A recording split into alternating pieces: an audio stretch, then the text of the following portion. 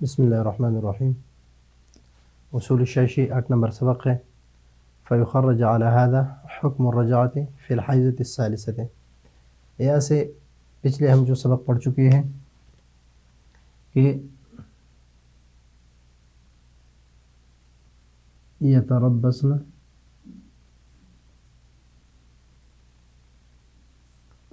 بانفسہن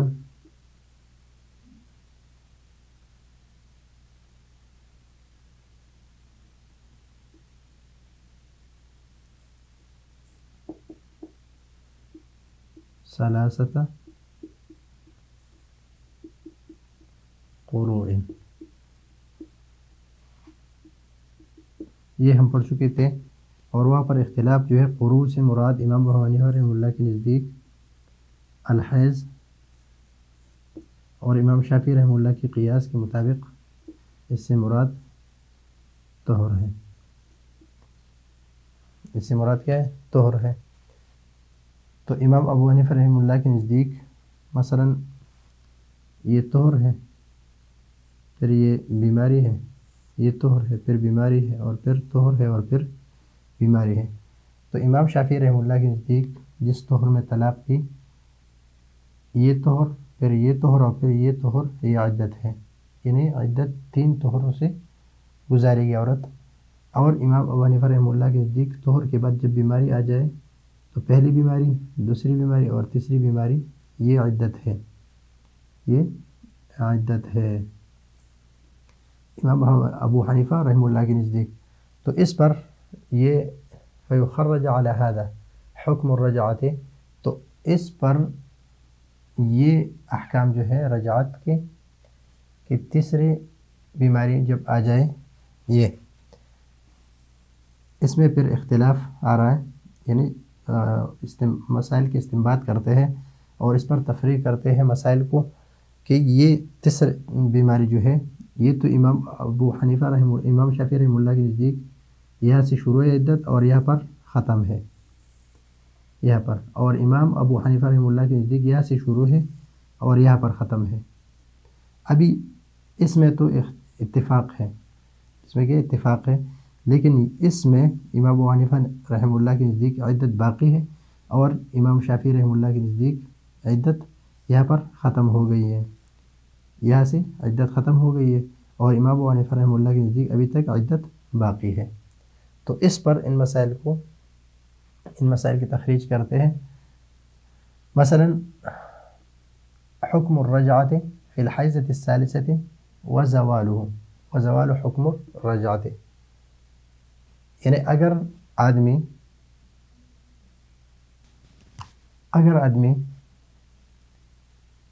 یہ اختلافی مسئلہ یہی پر ہے کہ رجوع کرنا چاہے آدمی تو امام ابو حنیفہ رحمہ اللہ کے نزدیک رجوع کر سکتا ہے اس میں، اور امام شافعی رحمہ اللہ کے نزدیک رجوع نہیں کر سکتا۔ امام ابو حنیفہ رحمہ اللہ کے نزدیک عدت باقی ہے، اور امام شافعی رحمہ اللہ کے نزدیک عدت ختم ہے، ان کی عدت یہاں تک ہے، اور امام ابو حنیفہ رحمہ اللہ کی عدت یہاں تک ہے۔ تو یہاں پر رجوع کر سکتا ہے، اگر آدمی رجوع کرنا چاہے طلاق رجعی میں تو رجوع کر سکتا ہے، اور امام شافعی رحمہ اللہ کے نزدیک رجوع نہیں کر سکتے، اس لیے کہ عدت ختم ہو گئی ہے۔ حکم الرجعۃ فی الحیضۃ الثالثۃ، یہ حیض ثالثہ تیسری بیماری، وزوال حکم الرجعۃ، یا حکم زوال الرجعۃ، وحکم تصحیح نکاح الغیر، وحکم تصحیح نکاح الغیر، اور نکاح غیر، یعنی یہ ابھی اس کی عورت، یعنی امام شافعی رحمہ اللہ کے نزدیک یہ عورت ابھی اس کی عدت سے نکل گئی ہے، تو یہ دوسرے مرد کے ساتھ شادی کر سکتی ہے، یعنی یہ عورت دوسرے مرد کے ساتھ نکاح کر سکتی ہے، اور امام ابو حنیفہ رحمہ اللہ کے نزدیک نہیں کر سکتی۔ امام شافعی کے نزدیک عدت ختم ہو گئی ہے، اور امام ابو حنیفہ رحمہ اللہ کے نزدیک عدت باقی ہے، تو اس وجہ سے یہ دوسرے مرد کے ساتھ نکاح نہیں کر سکتی، اور امام شافعی رحمہ اللہ کے نزدیک نکاح کر سکتی ہے، اس لیے کہ اس کی عدت ختم ہو گئی ہے۔ وحکم الحبس، یہ حکم، یہ عاطف ہے کس پر؟ یہ بھی نائب فاعل ہے، نائب فاعل ہے کس کے لیے؟ یخرجو کے لیے. وحکم الحبس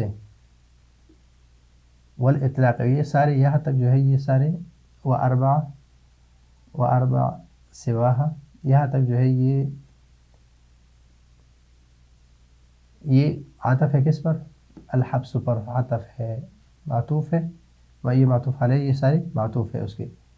وحکم الحبس، ابھی مطلق عورت جو ہے جس گھر میں رہتی ہے اس گھر سے نکلنے اور اس گھر میں رہنے کا حکم جو ہے وہ امام ابو حنیفہ رحمہ اللہ کے نزدیک اس گھر میں رہے گی، نکلے گی نہیں، اور امام شافعی رحمہ اللہ کے نزدیک وہ اس گھر سے نکلے گی اس لیے کہ اس کی عدت ختم ہو گئی، اور امام ابو حنیفہ رحمہ اللہ کے نزدیک عدت باقی ہے. والمسکن یعنی رہائش جو ہے، رہائش کس پر ہے؟ شوہر پر ہے امام ابو حنیفہ رحمہ اللہ کے نزدیک، اس لیے کہ عدت باقی ہے، اور امام شافعی رحمہ اللہ کے نزدیک عدت ختم ہو گئی ہے تو رہائش شوہر کے ذمے نہیں ہے. والانفاق، اور خرچہ، کھانے پینے کا جو خرچہ ہے وہ امام ابو حنیفہ رحمہ اللہ کے نزدیک شوہر پر ہے، اور امام شافعی رحمہ اللہ کے نزدیک شوہر پر نہیں ہے، اس لیے کہ عدت ختم ہو گئی ہے، اس لیے کہ 1 طہر 2 طہر اور 3 طہر، اور امام ابو حنیفہ رحمہ اللہ کے نزدیک باقی ہے 1 بیماری، دوسری بیماری اور تیسری بیماری، یعنی تیسری بیماری امام ابو حنیفہ رحمہ اللہ کے نزدیک عدت میں داخل ہے، اور امام شافعی رحمہ اللہ کے نزدیک عدت میں داخل نہیں ہے. والخلع والطلاق، والخلع والطلاق، انفاق، مسکن، اگر تیسری عدت میں یعنی تیسری بیماری میں اگر عورت خلع لینا چاہے تو لے سکتی ہے امام ابو حنیفہ رحمہ اللہ کے نزدیک، اور امام شافعی رحمہ اللہ کے نزدیک نہیں لے سکتی، اس لیے کہ عدت یہاں پر عدت ختم ہو گئی امام شافعی رحمہ اللہ کے نزدیک، اور یہاں پر عدت باقی ہے امام ابو حنیفہ رحمہ اللہ کے نزدیک. اور خلع کہ عورت اپنا مہر چھوڑ دے اور مرد سے کہے کہ مجھے آزاد کر دے. طلاق، اور طلاق بھی دے سکتے ہیں اگر پہلے شرط یہ ہے کہ پہلے 1 یا 2 طلاق دے چکے ہیں تو طلاق اس میں دے سکتے ہیں، اس لیے کہ اس کی عدت باقی ہے، اور امام شافعی رحمہ اللہ کے نزدیک نہیں دے سکتے اس لیے کہ عدت ختم ہو گئی ہے. وتزویج الزوج، وتزویج الزوج بأختها یعنی اخت المطلقہ، مطلقہ کی بہن سے شادی کر سکتا ہے، اس لیے امام شافعی رحمہ اللہ کے نزدیک کر سکتا ہے نکاح، یعنی اس کی بہن سے نکاح کر سکتا ہے، اس لیے کہ عدت ختم ہو گئی ہے اور وہ عورت اس کی نکاح سے نکل گئی ہے، اور امام ابو حنیفہ رحمہ اللہ کے نزدیک اس کی بہن سے نکاح نہیں کر سکتا اس لیے کہ عدت باقی ہے، اور 2 بہنوں کو ایک نکاح میں جمع نہیں کر سکتے، جائز نہیں، حرام ہے. واربع سواہا، اور اس کے علاوہ یعنی سوا المطلقہ، مطلقہ کے سوا جو ہے یعنی اس کے علاوہ عورت سے نکاح کر سکتا ہے، کہ مثلا اس کے نکاح میں 4 عورتیں، 1 2 اور 3، ایک مطلقہ ہے، یہ 3 ہے، تو ابھی یہ چوتھی عورت جو ہے جو بیوی ہے چوتھی، یہ امام شافعی رحمہ اللہ کے نزدیک یہ نکاح سے نکل گئی، تو ان کے ہاں چوتھی شادی یہ بندہ کر سکتا ہے، لیکن امام ابو حنیفہ رحمہ اللہ کے نزدیک ابھی تک 4 ہے، اس لیے کہ عدت باقی ہے، تو یہ بیوی اس کی نکاح میں ہے، تو اس وجہ سے یہ دوسری شادی نہیں کر سکتے. اگر دوسری شادی یعنی اس 4 کے علاوہ 5ویں شادی کر لے تو اس کے کتنے جمع ہو جائیں گے؟ 4 5، اور یہ جائز نہیں ہے. وہ احکام المیراث، اور اس میں احکام میراث ہے، یہ بھی عاطف ہے، وہ احکام المیراث نائب فاعل ہے اس کے لیے،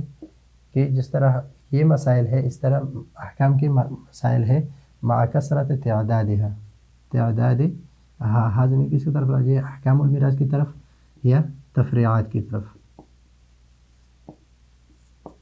یا تفریعات کی طرف اور یا احکام کی طرف. مثلا میراث کے مسائل کہ ایک عورت ہے اور